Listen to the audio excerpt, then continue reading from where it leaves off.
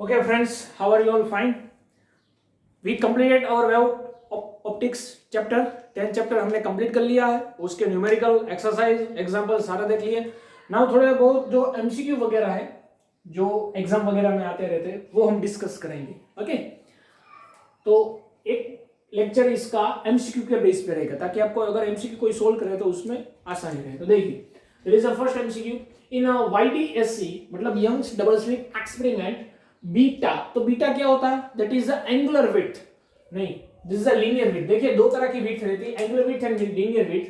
तो width of fringes, width of fringes उसको हम क्या बोलते हैं? Beta.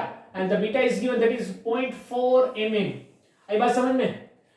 If whole experiment immersed in a water then new fringes with, तो न्यू फ्रिंजेस की विड्थ क्या होगी? मतलब अगर पूरा जो एक्सपेरिमेंट है वो पानी में किया जाता है, if all experiment is done in a water then what is the new width?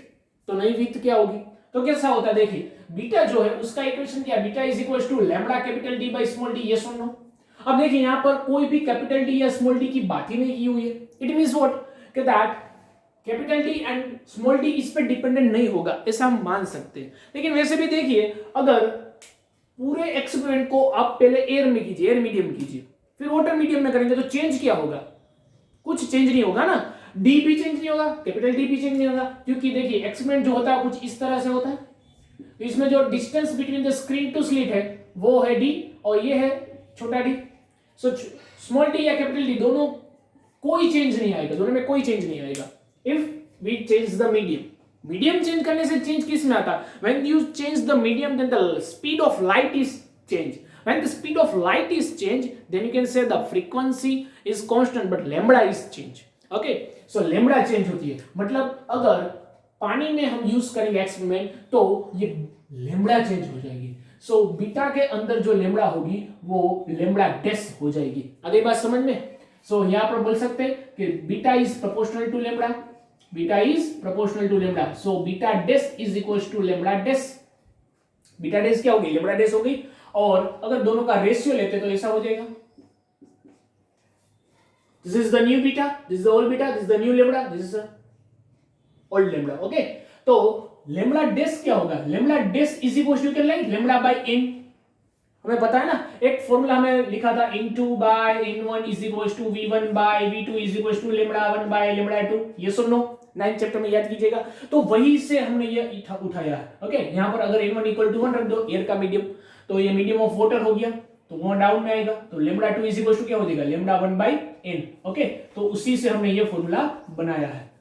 So lambda dash is equals to lambda by n.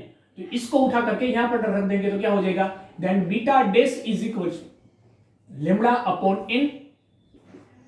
Lambda तो एक था ही यहां पर, और ये बीटा है, उसको अगर क्रॉस मल्टीप्लाई कर दिया तो यहां पर सपोज यहां पर बीटा ही है, तो लैम्बडा लैम्बडा कैंसिल, तो beta dash is equals to क्या हो जाएगा? Beta by n. ओके, आगे बात समझ में? अब बीटा तो गिवन है, बीटा क्या है? 0.4. देन 0.4 डिवाइड बाय n, और n क्या है? n इज वाटर का इंडेक्स, क्योंकि सेकंड मीडियम जो था वाटर था, तो वाटर का इंडेक्स क्या है? वाटर मीडियम का इंडेक्स जो होता है वो 4/3 रहता है. ये सुनो, 1.33 भी लिख सकते हैं या फिर 4/3. सो ये हो जाएगा 4/3, तो 4/3 3 ऊपर आ जाएगा, देन 3 कट, तो ये हो जाएगा 0.3. अब 0.4 किस में था? mm में, तो इसका आंसर भी mm में ही आएगा. Means new beta dash is equal to 0.3 mm. So your answer is C option is correct. आगे बात समझ में? Okay. Now the next MCQ is, if the light incident with the I0 is incident at an angle with 45 degree with the optical axis of the Polaroid, so intensity of emerging ray. Suppose यहाँ पर एक Polaroid है, okay? ये कोई Polaroid है, तो Polaroid पे, this is the Polaroid, तो Polaroid पे जो light rays आती है, वो light rays इसकी axis से कोई, मतलब लाइट रेज आती है तो लाइट रेज एंगल नहीं बनाती. लाइट रेज में जो इलेक्ट्रिक फील्ड वेक्टर्स होते हैं वो सारे वेक्टर्स जो है वो यहां पर एंगल बनाते हैं. तो electric field vector suppose 45 degree बना रहा है, मींस एंगल इज 45 डिग्री.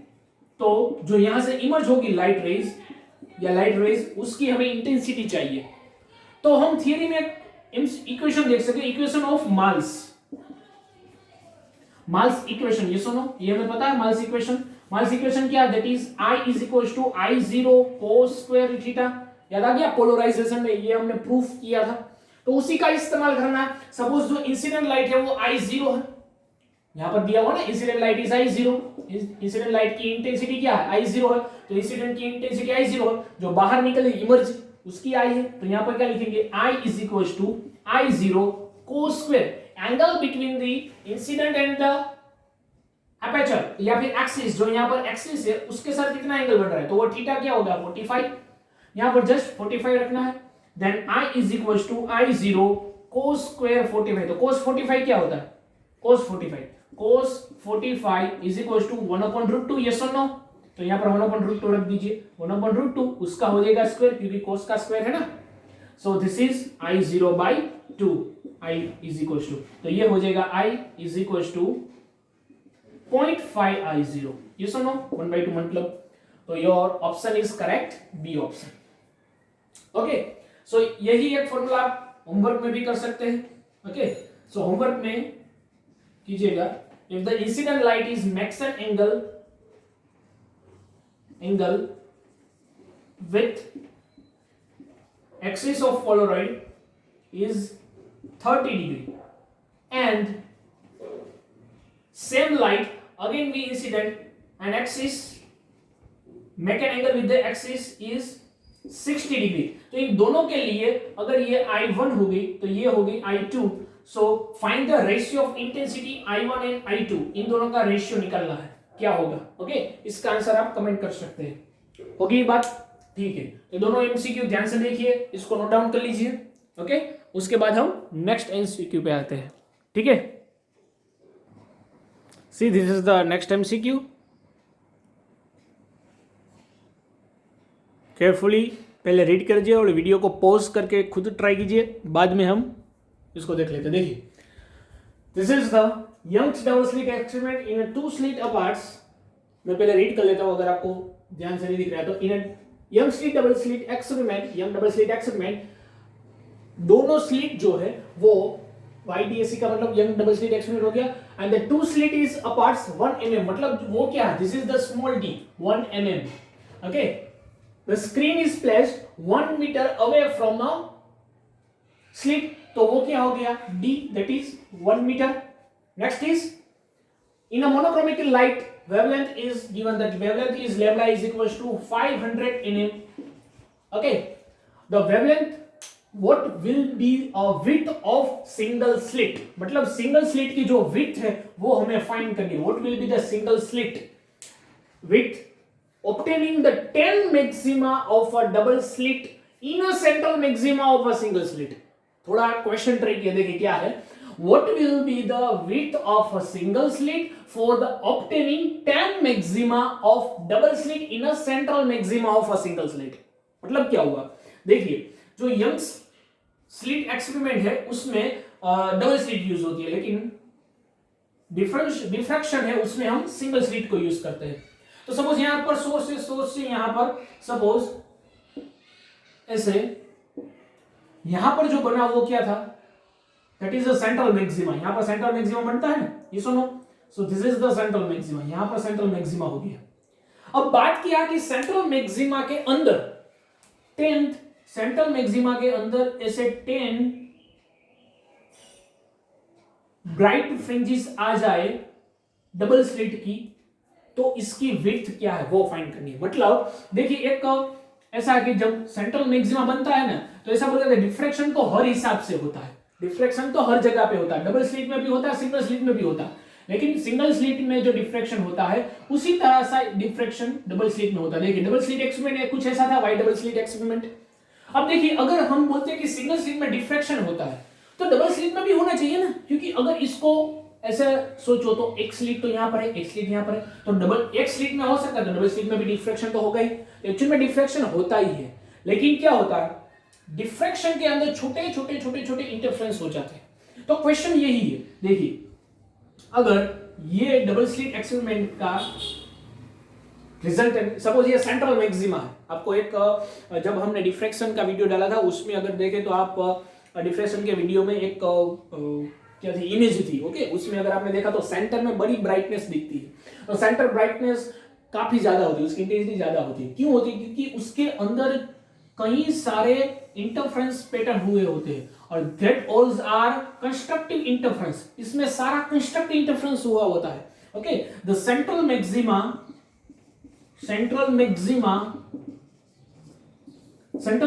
में कई सारे n number of constructive interference होता है, constructive interference, n number of constructive interference होता है, तभी उसकी ब्राइटनेस बढ़ जाती है। क्योंकि ब्राइटनेस कब बढ़ती है और ब्राइट फ्रिंजेस कब दिखती है? When the intensity is increase. Intensity increase कब होती है? जब कंस्ट्रक्टिव इंटरफ्रेंस होता है। ये सुनो, सो कंस्ट्रक्टिव इंटरफ्रेंस होता है तो इंटेंसिटी बढ़ती है, और इंटेंसिटी बढ़ेगी तो सेंट्रल मैक्सिमा ब्राइट दिखेगा। तो क्वेश्चन यही है कि अगर एक सेंट्रल मैक्सिमा में अगर 10th मैक्सिमा आ जाते डबल स्लिट के, मतलब डबल स्लिट के 10th मैक्सिमा, मतलब डबल स्लिट के जो ब्राइट फ्रिंजेस है वो अगर एक ही सेंट्रल मैक्सिमा में आ गए तो ये हमारे सिंगल स्लिट की जो विड्थ है वो क्या होगी। आगे बात समझ में, क्वेश्चन समझ में आ गया? क्या होगा, एक बार फिर से रिपीट कर जाता हूं। What will be a width of a single slit for the obtaining the maximum of the double slit in the central maximum of the single slit? मतलब सिंगल स्लिट का जो एक्सपेरिमेंट करते हैं उसमें जो सेंट्रल मैक्सिमा मिलता है, अगर उसमें 10th ब्राइट फ्रिंजेस आ सकती है तो ये सिंगल स्लिट का, ये जो सिंगल स्लिट है हमारी, उसकी विड्थ क्या होगी। आई बात समझ में? सिंगल स्लिट की विड्थ क्या होगी वो क्वेश्चन है। अब देखिए, सेंट्रल मैक्सिमा है, सेंट्रल मैक्सिमा, तो सेंट्रल मैक्सिमा की एंगुलर विड्थ क्या होती है, या फिर सेंट्रल मैक्सिमा की विड्थ भी बोले। सेंट्रल मैक्सिमा की विड्थ क्या है? सेंट्रल मैक्सिमा की विड्थ बीटा 0, ये सुनो, beta 0 is equal to 2 beta होता है 2 lambda by a into D, ये है ना, दिस इज द सेंट्रल मैक्सिमा's विड्थ। और अगर 10th मैक्सिमा हो रहा है, 10th मैक्सिमा या फिर 10th वाली ब्राइट फ्रिंजेस है, तो उसकी विड्थ क्या होगी। अब देखिए, सारे ब्राइट फ्रिंजेस की विड्थ एक ही तरह की होती है, तो ब्राइट फ्रिंजेस की विड्थ क्या है,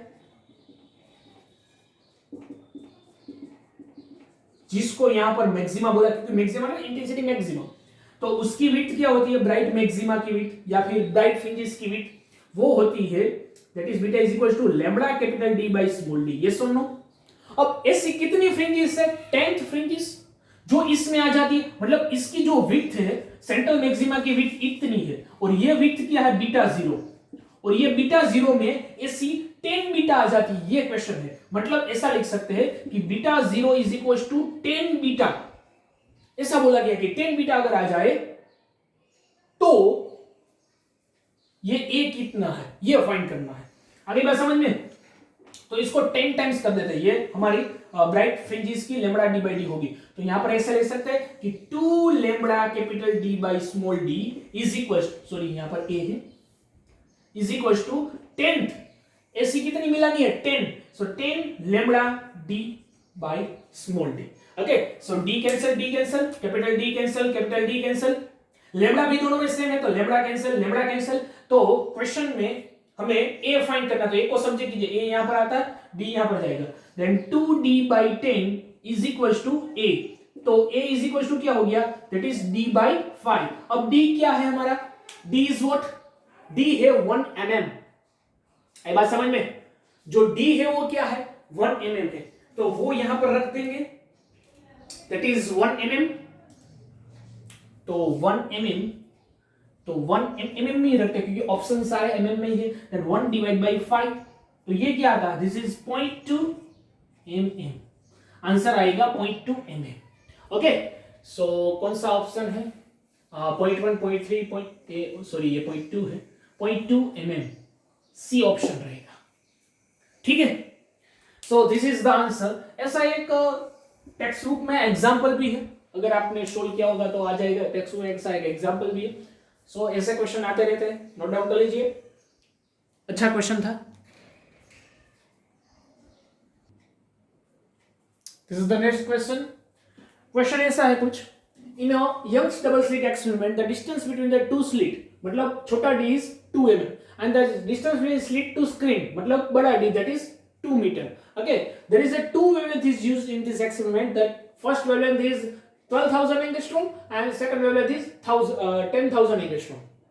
अब देखिए क्या होता है कि अगर दोनों वेवलेंथ से जो फ्रिंजेस बनती है, अगर वो फ्रिंजेस एक दूसरे से टकराती है तो वो सेंटर से कितना डिस्टेंस रहेगा वो क्वेश्चन है। At what distance from the centre the bright fringes coincide with the each other. मतलब अगर ऐसे कुछ हमारा एक्सपेरिमेंट हो रहा है, ओके, ऐसा, तो यहां से यहां तक सपोज फर्स्ट वेवलेंथ यूज की तो यहां पर सपोज कुछ फ्रिंजेस हमको मिली, दूसरी वेवलेंथ की तो भी वहां पर हमको फ्रिंजेस मिली, तो सेंटर से कितने डिस्टेंस पे दोनों की ब्राइट फ्रिंजेस जो है वो कोलाइड होगी, वो हमें डिस्टेंस निकालना है। आई बात समझ में? मतलब इतना तो तय रहा कि नहीं कि दोनों फ्रीक्वेंसी का, इट मींस व्हाट, कि बोथ फ्रीक्वेंसी से जो सेंटर से डिस्टेंस होगा वो इक्वल रहना चाहिए। वापिस बोलता हूं क्या किया, मतलब अगर वेवलेंथ हम बाय λ1 यूज करेंगे तो सेंटर से x डिस्टेंस पे ही फ्रिंजेस मिलनी चाहिए, और λ2 यूज किए तो भी सेंटर से x डिस्टेंस पे ही हमको क्या मिलनी चाहिए, फ्रिंजेस मिलनी चाहिए, तभी वो कोलाइड कर सकती है ना। So it means what that x1 is equals to x2। अब देखिए जो x का इक्वेशन है ब्राइट फ्रिंजेस का वो क्या है, n λ capital D by small d, yes और नो। तो इसको यहां पर पुट कर देंगे तो क्या हो जाएगा, n1 λ1 d upon small d is equals to n2 λ2 d by small d। अब देखिए कैपिटल D और स्मॉल d वो चेंज होने वाले नहीं है, दैट ऑलवेज सेम, क्योंकि λ चेंज हो रही है, कैपिटल D और स्मॉल d तो सेम ही है, मतलब ये दोनों कट हो जाएंगे यहां से, तो what is remaining, that is n1 λ1 is equals to n2 λ2, yes और नो। आई बात समझ में? अब देखिए यहां पर ऐसे करते हैं n1 अपॉन n2, इसको इस तरह से लिख सकते हैं λ1 अपॉन λ2, तो λ1 क्या है, सॉरी λ2 अपॉन λ1, यहां पर λ2 आ जाएगा, ओके, n2 यहां पर आ गया, so λ2 is 10,000 and upon this is 12,000। अब देखिए एंगस्ट्रॉम तो कट हो जाएगा, 10 to the power minus 10 to the power minus 10। ये बात समझ में? तो मिंडी कैंसिल, दिस इज 10 बाई 12, तो इसको ऐसा भी लिख सकते हैं n1 by n2 is equal to 10 by 12, तो इसको कैसे लिखेंगे 5 बाई 4, 5 बाई 6, सॉरी 5 बाई 6, 2 से डिवाइड करेंगे तो 5 बाई 6, ये कैंसिल हो गया, 10 to the power 10, 10 to the power 10 cancel हो गया, तो 5 बाई 6। तो ऐसा बोल सकते हैं फर्स्ट जो हमारे फ्रीक्वेंसी था, तो फॉर द फर्स्ट फ्रीक्वेंसी मतलब λ1 के लिए जो नंबर आएगा फ्रिंजेस का वो फिफ्थ फ्रिंजेस होगी, और λ2 की जो फ्रिंजेस होगी वो 6 होगी, ऐसा बोल सकते हैं the fifth fringes of λ1 wavelength is, वो कोइंसिडेंट होगी, यहां पर कोइंसिडेंट किसके साथ होगी वही फाइंड करना था ना, okay, coincide with sixth fringes of λ2। आगे बात समझ में? तो दोनों का डिस्टेंस तो सेम ही है, तो आप इस फॉर्मूला में इक्वेशन पुट कीजिए, यही फॉर्मूला में आंसर पुट कीजिए, आंसर सेम ही आएगा। सो सपोज x1 में हम पुट करते हैं, x1 is equal to n1 λ1 d upon small d। So n1 क्या है 5, so that is 5, λ1 is that is 12,000 angstrom 10 to the power minus 10 upon capital D क्या, that is 2 into 2, and small d is 2 mm, means 2 10 to the power minus 3, so 2 cancel, and 12 5, that is 6, yes or no? So this is 6, 60 हो जाएगा, 1 2 3 10 to the power ये minus 7, तो 4 यहां से निकाल देंगे, then 6 10 to the power minus 4 metre, तो इसको ऐसा बोल सकते हैं 0.6 mm, यस और नो। तो आंसर कितना आया, that is 0.6 mm, okay. So जो हमारा आंसर आता है वो आता है 0.6 mm आता है, ठीक है। So this is our correct answer. देखिए छोटा सा एमसीक्यू था, छोटा सा एग्जांपल था,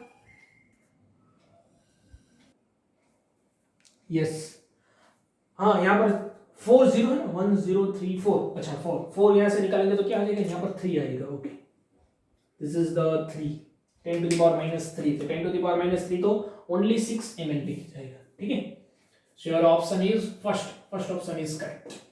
अगली बात समझ में? ओके, सो ऐसे एमसीक्यू से नोट डाउन कर लीजिए। अच्छा सा एमसीक्यू था ये भी, एक बार 2013 में शायद आ चुका है, 13 में ये रिपीट हो चुका है नीट वगैरह में। सो नोट डाउन कर लीजिए। Next MCQ on your board is why Young's double slit experiment. Okay, देखिए तो यंग्स डबल स्लिट एक्सपेरिमेंट जो है उसमें विड्थ का रेशियो दिया हुआ that is 1:25 and then the ratio of the I maximum और आई मिनिमम क्या है वो हमें फाइंड करना है। मीन्स हमें विड्थ का रेशियो दिया हुआ है, the width ratio W1/W2 is equal to 1:25 मतलब 1/2 एंड द क्वेश्चन क्या है, आई मैक्सिमम और आई मिनिमम उन दोनों का रेशियो हमें निकालना है। बस समझ में? ये सुनो, अब देखिए विड्थ का इंटेंसिटी से क्या रिलेशन है वो हमें फाइंड करना पड़ेगा। अब देखिए इंटेंसिटी जो होती है वो हमें पता है, intensity is proportional to amplitude square. ये सुनो, ये हमें पता है। और एक चीज भी है that intensity is always proportional to, intensity is equal to क्या होता है, पावर बाय एरिया। और जो फ्रिंजेस है हमारी फ्रिंजेस उसका एरिया क्या होता है, सपोज फ्रिंजेस ऐसी है, फ्रिंजेस ऐसी फ्रिंजेस है तो लेंथ इनटू ब्रेड्थ कह सकते हैं, लेंथ इनटू विड्थ। तो ऐसा बोल सकते हैं विड्थ जो है उसका इनवर्सली प्रोपोर्शनल रेशियो है इंटेंसिटी से, इनवर्सली प्रोपोर्शनल रेशियो ऐसा बोल सकते हैं, ये प्रोपोर्शनल रेशियो ऐसा बोल सकते हैं। देखिए ये विड्थ जो है वो फ्रिंजेस की विड्थ, अगर बात समझ में, ये इंटेंसिटी का नहीं। अगर हमें ये एम्पलीट्यूड फाइंड करना तो एम्पलीट्यूड बेसिकली क्या होता है, amplitude is nothing but the, देखिए अगर यहां पर फ्रिंजेस है तो फ्रिंजेस की ये जो विड्थ कितनी उठेगी उसी को हम एम्पलीट्यूड बोल सकते हैं। ये बात समझ में? तो एम्पलीट्यूड जो है उसके प्रोपोर्शनल में इंटेंसिटी है, उसी तरह से जो विड्थ है वो विड्थ इंटेंसिटी से प्रोपोर्शनल में है। जैसे ये हमें पता है intensity is proportional to A square, उसी तरह से जो विड्थ है वो इंटेंसिटी से प्रोपोर्शनल में, जितनी विड्थ होगी उतनी इंटेंसिटी आपको मिलेगी। ओके, तो अब देखिए अगर विड्थ का रेशियो है तो ऐसा भी बोल सकते थे I1 एंड I2 उसका भी रेशियो 1:25 हो जाएगा। ये सुनो, लेकिन हमें फाइंड तो करना है आई मैक्सिमम और आई मिनिमम। इसका हमें फॉर्मूला पता है आई मैक्सिमम और आई मिनिमम का, पता है क्या? नहीं। मिनिमम कब होता है इंटेंसिटी, जब एम्पलीट्यूड का क्या होता है, सब्ट्रैक्शन। ये सुनो, कंस्ट्रक्टिव और डिस्ट्रक्टिव इंटरफेरेंस में हमने देख लिया था, कंस्ट्रक्टिव में क्या होता है इंटेंसिटी बढ़ती है मतलब मैक्सिमम, तो कंस्ट्रक्टिव में एम्पलीट्यूड का क्या होता है, एडिशन। एम्पलीट्यूड का एडिशन होगा तो इंटेंसिटी बढ़ेगी, अगर एम्पलीट्यूड घटेगा एम्पलीट्यूड का सब्ट्रैक्शन होगा तो इंटेंसिटी होगी मिनिमम। अगली बात समझ में? तो मैक्सिमम इंटेंसिटी और मिनिमम इंटेंसिटी का रेशियो अगर फाइंड करना है तो उसके लिए हम क्या करेंगे, A1 और A2 फाइंड करेंगे, क्योंकि इसी के अंदर हम वैल्यू पुट कर देंगे तो I maximum by I minimum आ जाएगा। आइए बात समझ में? तो उसके लिए क्या करेंगे, I1/I2 है, उससे हम A1/A2 फाइंड करना चाहेंगे, लेकिन हमें पता है I is proportional to A square. तो देखिए हमारे पास A नहीं है लेकिन I तो है ना, तो इसी हिसाब से हम ऐसा भी लिख सकते हैं that I1/I2 is equal to A1 square by A2 square. ये सुनो, तो इसको यहां से यहां पुट कर दो, क्या हो जाएगा, दिस इज I1/I2 की जगह पे A1 square upon A2 square is equal to 1/25। अब हमें A1/A2 चाहिए तो A1/A2 इज इक्वल टू लिख सकते हैं 1/5, दोनों तरफ क्या ले लिया, रूट। ठीक है, अब देखिए A1 और A2 जो है उसका अगर हम एडिशन करेंगे तो हमें A1 + A2 मिलेगा, और सब्ट्रैक्शन करेंगे तो क्या मिलेगा, A1 - A2। तो वो करने के लिए क्या चाहिए, उसके लिए हम परपेंडिकुलर डिपेंडेंट लेते हैं, मतलब यूनियन डिसयूनियन, यूनियन और डिसयूनियन, मतलब जो डिनोमिनेटर है उससे न्यूमरेटर से सब्ट्रैक्ट करते हैं, मतलब ऐसा A1 - A2, A1 + A2 और A1 - A2, न्यूमरेटर को डिनोमिनेटर में ऐड करते हैं और सब्ट्रैक्ट करते हैं, और ऐसा हम इक्वल टू के दोनों साइड कर लेते हैं, मतलब 1 - 5 सॉरी 1 + 5 और 1 - 5। अगर ये 1 - 5 करोगे या फिर 5 - 1 करोगे, दोनों में आंसर सेम ही आएगा। क्यों? हाँ माइनस आएगा लेकिन यहाँ पर स्क्वायर ही करना है ना, तो क्या दिक्कत वाली बात है, 5 + 1 कर देते हैं, क्योंकि नेगेटिव पॉजिटिव होने वाला है, अगर नेगेटिव आएगा तो भी कोई दिक्कत वाली बात नहीं है। अब देखिए A1 + A2, A1 - A2 ये कैसा है मालूम पड़ा ना, a1 by a2 था तो डिनोमिनेटर में ऐड कर दिया और सब्ट्रैक्ट कर दिया, डिनोमिनेटर से डिनोमिनेटर को ऐड और सब्ट्रैक्ट दिया, तो वैसा ही यहां पर किया 1 + 5 - ओके। तो ये हो जाएगा हमारा दैट इज 6/4। अब देखिए a1 + a2 upon a1 - a2, इन दोनों का अगर स्क्वायर करेंगे, बोथ द साइड अब स्क्वायर करेंगे क्योंकि हमें स्क्वायर वाला वैल्यू चाहिए ना, तभी I maximum upon I minimum मिलेगी। So this is 36 divide by 30। एक काम करते हैं, इसको डिवाइड भी कर सकते हैं 6/4। सो 3 2 ज़ा 6, ओके, और 2 2 ज़ा 4, सो 3/2 का स्क्वायर हो गया, ओके। तो उसका स्क्वायर हो जाएगा 9/4, यस और नो। तो अब देखिए a1 + a2, a1 - a2, उसका जो स्क्वायर है उसको हम लिख सकते हैं i maximum upon i minimum, yes और नो। तो i मैक्सिमम और i मिनिमम की वैल्यू क्या हो गई 9/4। So your option is B correct. अगली बात समझ में, तो इसके लिए जो याद रखना था वो क्या था, this formula should you know, ये हमें पता होना चाहिए। ये तो हमें पता है ऑलरेडी, हमने थ्योरीज वीडियो में ये देख लिया है, पढ़ लिया है। ये आपके लिए नहीं आता था। विड्थ जो है वो प्रोपोर्शनल में होती है।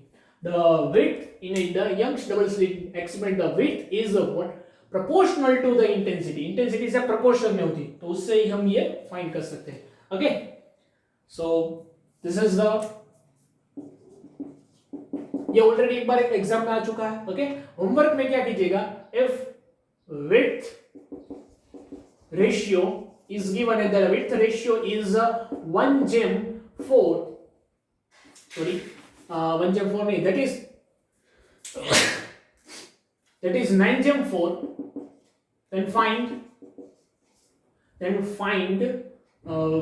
then क्या फाइंड करेंगे, okay, then find the ratio of its amplitude। Ratio क्या फाइंड करना है, एम्पलीट्यूड, मतलब a1/a2 फाइंड करना है। एक ये चीज फाइंड करनी है, एंड दूसरा फाइंड करना है i maximum upon i minimum. इन दोनों का रेशियो निकालना है, i मैक्सिमम और i मिनिमम का रेशियो जो इस तरह से निकाला हो, और ये दूसरा a1/a2 निकालना है, ठीक है। सो ये होमवर्क में कीजिएगा और आंसर कमेंट करना है, ठीक है, नोट डाउन कर लीजिए। इस तरह के एमसीक्यूज है जो न्यूमेरिकल वगैरह में आ सकते हैं। देखिए जनरली नीट और गुजकेट में जो हमारे एमसीक्यू वगैरह आते हैं, वो कई बार कैसा होता है कि जो हमारी टेक्स्ट बुक है उसमें जो एग्जाम्पल्स है या फिर एक्सरसाइज है उसी से बना लेते हैं।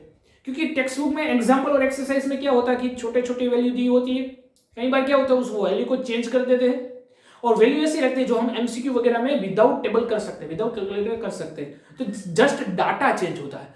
तो be sure that your all the examples and MCQs should be clear, example and exercise should be clear, वो क्लियर होनी चाहिए, उसमें कोई डाउट नहीं होना चाहिए। अगर डाउट है तो हमारे जो वीडियोस है एक्सरसाइज और एग्जाम्पल पे वो वापस आप देख लीजिएगा और उसके बाद आपको एमसीक्यू सोल्व करना है, ओके। सो मोस्टली हमारा ये चैप्टर खत्म हो जाता है। अगर इसके ऊपर कोई एमसीक्यू लेना होगा तो आगे वीडियो आएगा, अदरवाइज हम कोई और चैप्टर शुरू करेंगे, ठीक है। सो नोट डाउन कर लीजिए।